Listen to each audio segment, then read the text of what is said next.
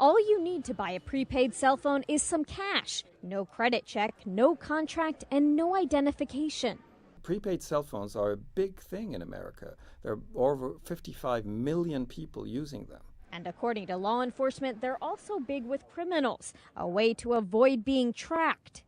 Prepaid cell phone has been a very difficult thing for certainly law enforcement and intelligence community to stay ahead of. Investigations revealed Faisal Shahzad used a prepaid cell phone in his alleged bomb plot on Times Square. Now New York Senator Chuck Schumer wants to clamp down on those prepaid cell phones.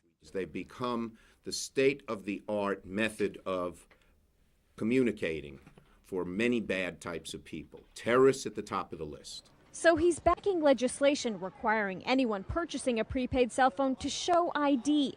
Phone companies would keep that information for 18 months, allowing access to law enforcement should they need it. I think really it's a losing proposition. Former FBI Special Agent Jack CLOONAN says although the proposed legislation has good intentions, it won't stop terrorists from finding other ways to communicate anonymously.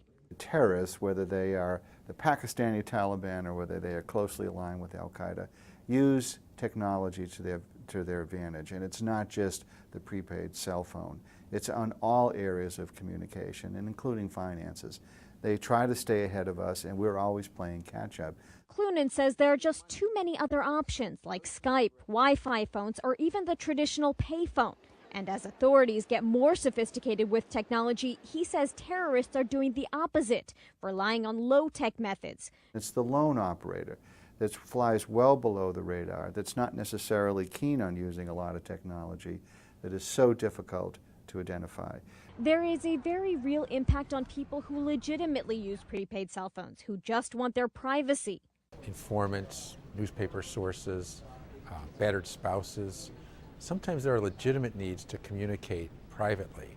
We don't want to close off all of those. With resistance from both privacy advocates and a thriving industry that made $16 billion this year alone, it's unclear whether the bill will pass or whether it will do what it's intended to do, help law enforcement stay ahead of the intelligence curve.